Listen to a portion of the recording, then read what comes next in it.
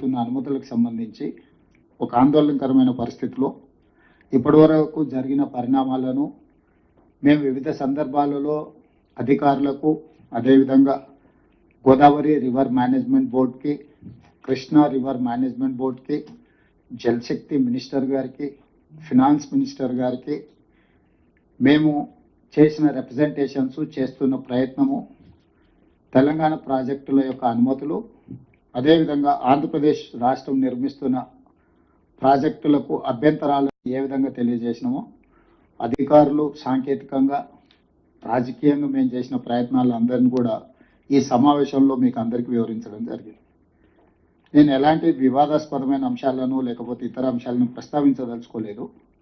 ఈ సమావేశం ప్రధానంగా మనం చర్చించుకోవాల్సింది ఒకటి టెక్నికల్ ఇష్యూస్, అంటే వాటర్ అలొకేషన్స్, వాటర్ ముందు నుంచి ఉన్న అంటే రాష్ట్ర విభజన కంటే ముందు కూడా ఉమ్మడి రాష్ట్రానికి ఇప్పుడు గోదావరి నదిని తీసుకున్నప్పుడు మహారాష్ట్ర తర్వాత ఆనాడు ఉమ్మడి ఆంధ్రప్రదేశ్, రాష్ట్ర విభజన జరిగిన తర్వాత తెలంగాణ తర్వాత ఆంధ్రప్రదేశ్, అంటే గోదావరి జలాలను 3 రాష్ట్రాలు పంచుకోవాలి, కృష్ణా నది జలాలను 4 రాష్ట్రాలు పంచుకోవాలి, మహారాష్ట్ర, కర్ణాటక, తెలంగాణ, ఆంధ్రప్రదేశ్.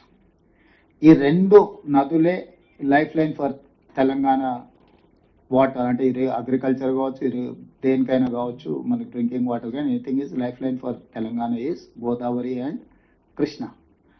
దీనికి సంబంధించి ఉమ్మడి రాష్ట్రంలో ఉన్న వివాదాలు, సమస్యలు తెలంగాణ రాష్ట్రం వచ్చిన తర్వాత కొనసాగుతూనే ఉంది. దాంట్లో పరిష్కారం కోసం మనం వివిధ సందర్భాలలో వివిధ రకాలుగా ప్రయత్నాలు చేసాం.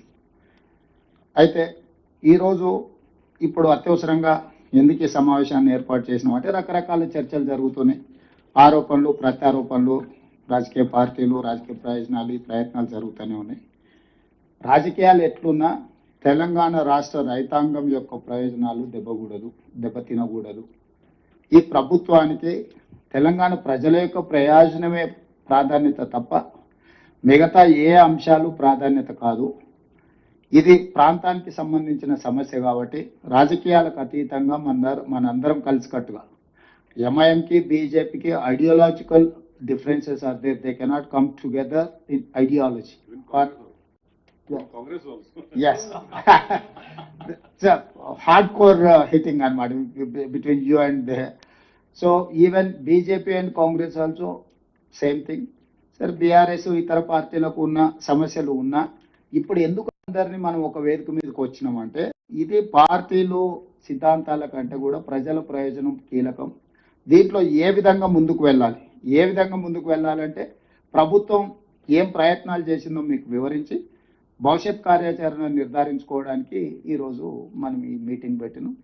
మీటింగ్లో మీరందరూ సూచనలు ఇచ్చారు, వాటన్నిటిని కూడా అధికారులు నోట్ చేసుకున్నారు మీటింగ్ మినిట్స్. మీరు కొన్ని ప్రశ్నలు అంటే కొంత సమాచారాన్ని కూడా అడిగారు. డెఫినెట్గా మళ్ళీ మీకు ఆ సమాచారాన్ని ఇస్తాం, ఎందుకంటే ఇప్పుడు అక్రాస్ ద టేబుల్ అన్ని డీటెయిల్స్ కొంత చెప్పడానికి సమయం ఎక్కువ తీసుకుంటుంది కాబట్టి ఇప్పుడు రఘునందన్ రావు గారు 968